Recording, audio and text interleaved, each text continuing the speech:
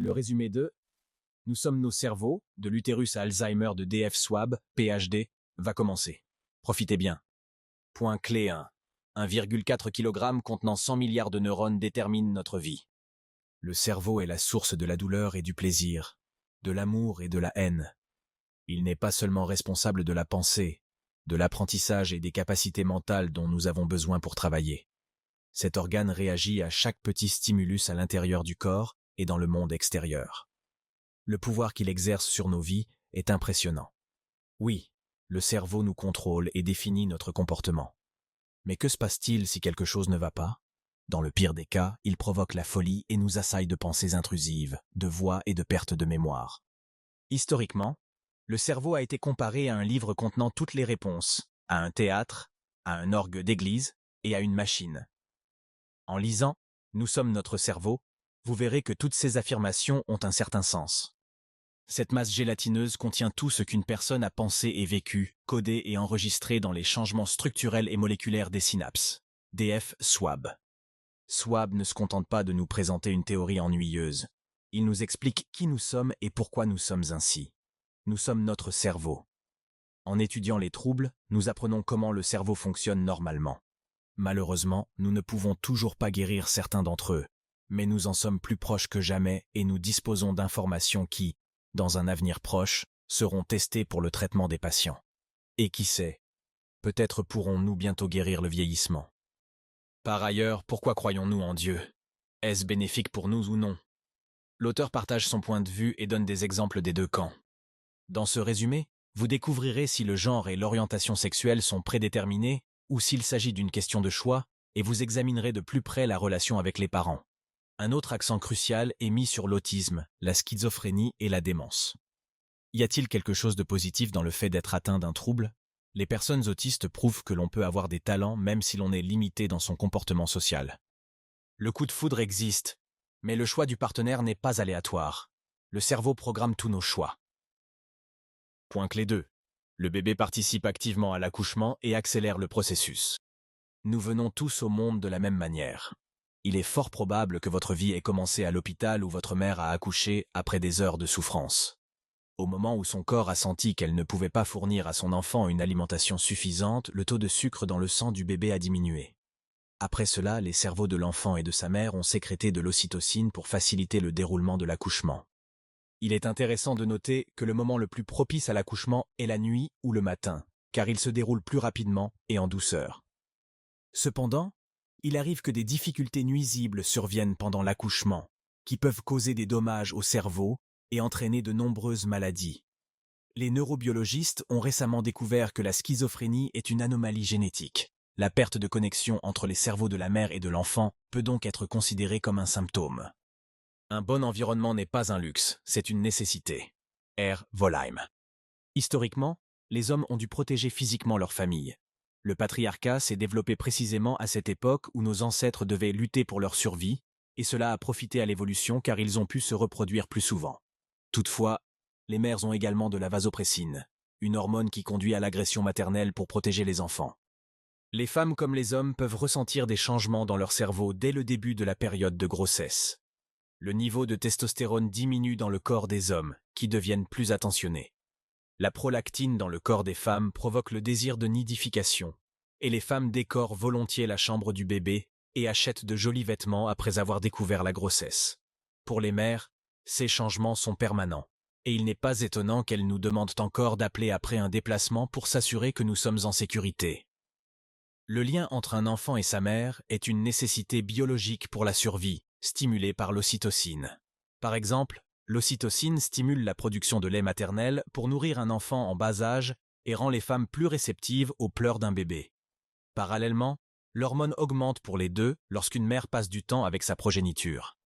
De plus, lorsqu'un enfant partage son problème avec sa mère, il se sent mieux grâce à la sécrétion d'ocytocine, l'hormone de l'amour. En résumé, l'évolution fait que les deux sexes adaptent leur comportement à la procréation. Point clé 3. Êtes-vous un garçon ou une fille? C'est ce que vous décidez dans le ventre de votre mère. Les gènes, mais aussi les habitudes de la mère et l'environnement dans lequel elle vit, sont tout aussi déterminants pour le développement du bébé lorsqu'il est encore dans le ventre de sa mère. Un autre point essentiel est l'alimentation. Le manque de nourriture cause des dommages au cerveau du bébé et peut conduire ultérieurement à la dépression ou à la schizophrénie. Les régimes et les jeûnes sont donc aussi nocifs pour le bébé que l'alcool et le tabac. Statistiquement, près d'une femme sur 10 n'arrête pas de fumer pendant la grossesse et prend le risque de décès néonatal et de naissance prématurée, tandis qu'une femme sur 4 boit des boissons alcoolisées en mettant en danger les capacités mentales de son enfant. Que se passe-t-il dans l'utérus? Même si de nombreuses féministes affirment que le genre est une construction sociale, de nombreuses études montrent qu'un bébé détermine son genre, son orientation sexuelle et son degré d'agressivité avant la naissance. Et il est plus probable qu'il s'agisse d'une cause génétique que de l'influence du monde extérieur. Il est absurde que des personnes homophobes déclarent que les couples de même sexe et la légalisation des mariages officiels pour les couples homosexuels favorisent leur orientation sexuelle. Les organes sexuels se développent entre la 6e et la 12e semaine de grossesse. Swab affirme qu'ensuite, les enfants présentent des comportements différents. Les garçons sont plus actifs et préfèrent les voitures aux poupées, et les jeux qu'ils choisissent les préparent à leurs futurs rôles à l'âge adulte. Les filles aiment dessiner des femmes et utiliser des couleurs vives, tandis que les garçons préfèrent les couleurs sombres et imaginent principalement des objets mécaniques. Les enfants nés pendant la famine sont susceptibles de choisir des aliments gras, avec un apport calorique plus élevé et une activité physique réduite à l'âge adulte. Qu'en est-il des personnes transgenres? On peut dire que leur sentiment d'appartenance à un sexe est également déterminé avant la naissance, car les êtres humains ont des cartes corporelles intérieures. Par exemple, une personne souffrant d'un trouble de l'identité et de l'intégrité corporelle croit fermement qu'une partie de son corps n'appartient pas à son organisme. Elle essaiera constamment de se faire opérer pour s'en débarrasser, mais pratiquement aucun médecin n'est prêt à l'aider dans ce cas. En ce qui concerne la transsexualité dans les pays occidentaux, ces opérations ont lieu tous les jours. Toutefois, le patient doit subir un examen de contrôle, car certaines maladies mentales telles que la schizophrénie et la dépression bipolaire peuvent provoquer le même symptôme. Point clé 4. Le cerveau invente généralement les informations qu'il ne reçoit pas et provoque des hallucinations. Picasso, dans sa jeunesse, savait à peine lire et écrire, et Einstein parlait plus lentement que les autres. Où se situe la frontière entre trouble mental et talent? Daniel Tammet connaît par cœur le nombre pi, jusqu'à 22 514 décimales. Il considère les chiffres comme ses amis, mange 45 grammes de porridge par jour et suit un régime strict pour réguler son anxiété. Cette personne est atteinte d'autisme de haut niveau, et ne peut pas se faire d'amis car elle ne comprend pas les émotions humaines. Ce trouble est génétique et de nombreuses raisons peuvent en être à l'origine. Si votre père avait une 50aine d'années ou si des infections se sont produites dans l'utérus, cela peut conduire à l'autisme plus tard dans la vie. Même si les enfants autistes ont des difficultés avec le contact physique, ils ont toujours besoin de câlins. Tempel Grandin, inventrice de dispositifs vétérinaires, a également été confrontée à ce dilemme et a trouvé une solution en concevant une machine à câlins qui la serrait et l'aidait à contrôler ses crises. Un enfant autiste sur 10 est doté d'une compétence supplémentaire, généralement liée à un souvenir. Les savants ont la rare capacité de transformer des souvenirs à court terme en souvenirs à long terme. Cependant, ils ont des difficultés à reconnaître les visages des gens, car leur cerveau social est affaibli. Les enfants ont tendance à dire aux autres qu'ils entendent des voix jusqu'à ce qu'ils comprennent que c'est socialement inacceptable. L'exorcisme, la lobotomie et les électrochocs étaient les méthodes utilisées par les médecins pour guérir la schizophrénie. 1% de la population souffre de cette maladie. Les symptômes sont positifs, délire et hallucinations, et négatifs, comportement non émotionnel, incapacité à prendre soin de soi. Les patients croient que ce qu'ils vivent est réel, et les scanners prouvent que les mêmes zones du cerveau sont activées que pour la réalité. Parfois, ils entendent des voix qui leur disent ce qu'ils doivent faire, ce qui les conduit à commettre des crimes ou à se suicider. Les hommes sont plus souvent confrontés à cette maladie, qui les affecte plus intensément. Les premiers symptômes apparaissent à l'âge de 20 ans et peuvent difficilement être diagnostiqués, car avant la psychose, ils éprouvent de la paranoïa. Chez les femmes, la ménopause provoque le deuxième pic. Les causes de la schizophrénie sont principalement génétiques, mais aussi le stress pendant la grossesse causé par des événements traumatisants tels que la guerre ou la perte d'un partenaire. De plus, le risque de développer la maladie est plus élevé chez les citadins. Jusque dans les années 70, les médecins pensaient que la froideur de la mer en était la principale cause. Le saviez-vous? Le syndrome du savant est une maladie rare dans laquelle les personnes souffrant d'un handicap mental, y compris d'un trouble autistique, ont un talent extraordinaire. Le savant autiste le plus célèbre est le personnage fictif de Raymond Babbitt dans le film Rain Man. Il est intéressant de noter qu'il a été créé d'après un homme bien réel qui a mémorisé plus de 6000 livres. Point clé 5. 21 grammes sont perdus par une personne juste après sa mort. S'agit-il de l'âme? Que signifie être dans le coma? S'agit-il d'un rêve ou d'une mort différée? Le coma résulte d'une lésion cérébrale et rend le patient insensible aux stimulations extérieures. Dans certains cas, il peut être causé par des intoxications aux drogues ou à l'alcool. Certains patients s'en remettent avec le temps. D'autres n'ont aucune perspective.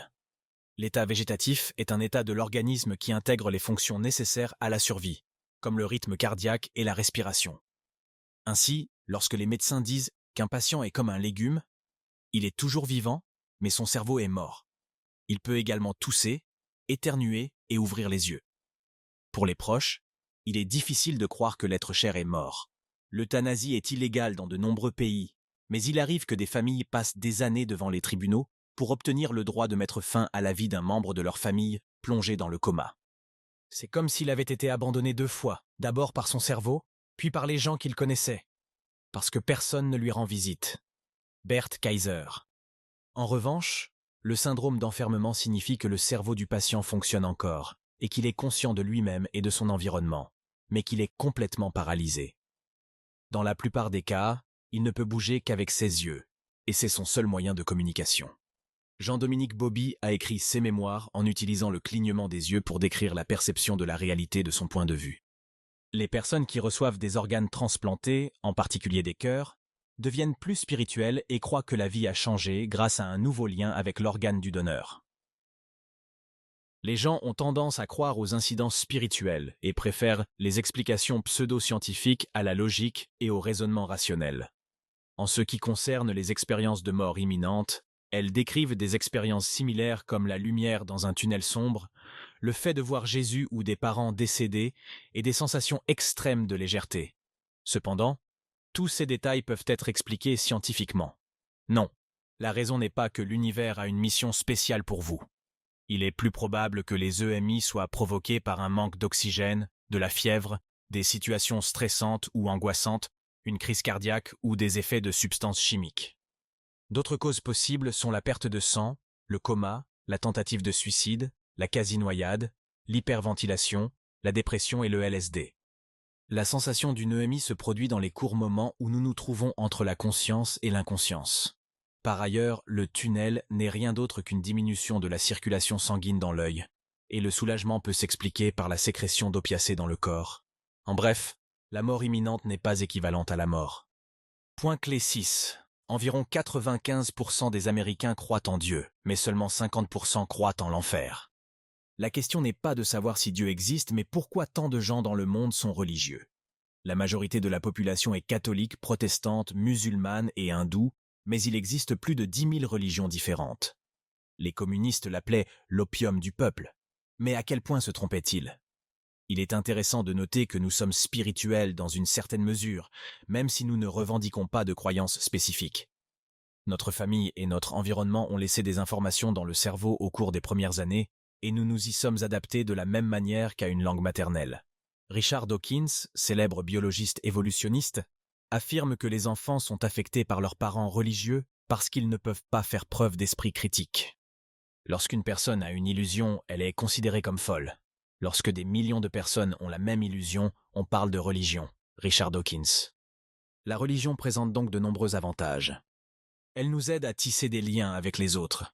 Les différentes croyances font en sorte que le lien de groupe soit vital. C'est pourquoi elles établissent des règles strictes à suivre, interdisent d'épouser une personne d'une autre confession, utilisent des attributs distinctifs et encouragent la reproduction pour faire grandir la communauté. Cependant, le sentiment de fraternité nous ravit. Instinctivement, nous avons tendance à faire partie d'un groupe plus important. Elle a des idées et des actions qui nous sont bénéfiques. La nourriture cachère, les prières qui ont un impact positif sur notre système nerveux et le sentiment d'être protégé par un groupe. La religion est très réconfortante et les gens affrontent les catastrophes naturelles et les difficultés comme une mise à l'épreuve. La croyance nous rassure en nous montrant que tout a un sens et que la situation va bientôt s'améliorer. La vie après la mort. Ce point est crucial, car il libère les gens de leurs principales craintes et les aide à vivre leur deuil.